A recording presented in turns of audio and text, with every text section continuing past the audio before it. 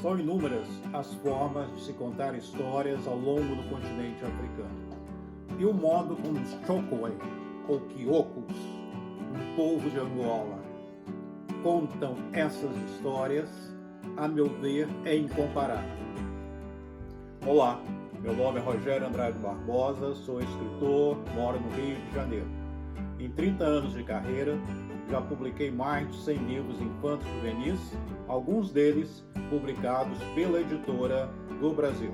Muitos de meus livros são dedicados à temática africana, baseados em minha experiência pessoal.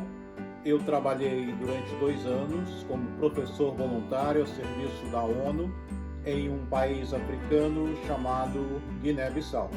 Mas já viajei por inúmeros outros países africanos nos últimos anos, coletando histórias. Então, eu gostaria de falar com vocês sobre o meu último livro, publicado pela Editora do Brasil, intitulado Sona. Quem domina essa arte, essa técnica de contar histórias, são os homens mais velhos.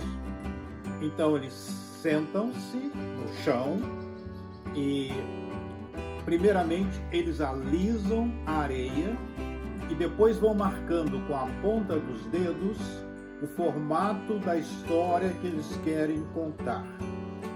Assim que ele inicia a contar uma história, ele vai contornando esses pontos com o dedo, sem parar. Ele só pode parar de contornar esses pontos quando ele termina a história. É uma técnica extremamente elaborada, que a princípio parece ser simples, mas não é. Primeiramente, esses homens precisam saber de cor muitas histórias, e é uma arte que eles não querem transmitir para outras pessoas. Eles gostam de contar as histórias, mas essas histórias pertencem a eles. Tanto que, quando eles terminam de contar a história, eles apagam o desenho que eles fizeram na areia. E no livro Sona, um menino, ele está aprendendo, a desenhar. Ele quer ser um grande desenhador e contador de histórias como o seu avô. Então ele vai aos poucos aprendendo e dominando a técnica de contar e desenhar histórias ao mesmo tempo na areia. O livro, ele abre várias janelas para se estudar a história, a geografia e outros temas relacionados ao continente africano.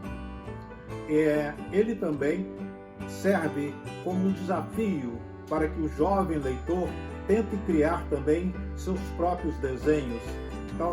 Talvez não na areia, mas numa folha de papel. Ele pode também marcando os pontos, e tentar contar uma história da forma como é mostrada no livro.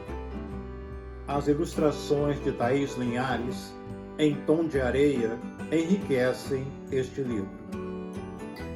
Boa leitura, curtam o livro e façam os seus próprios sonhos.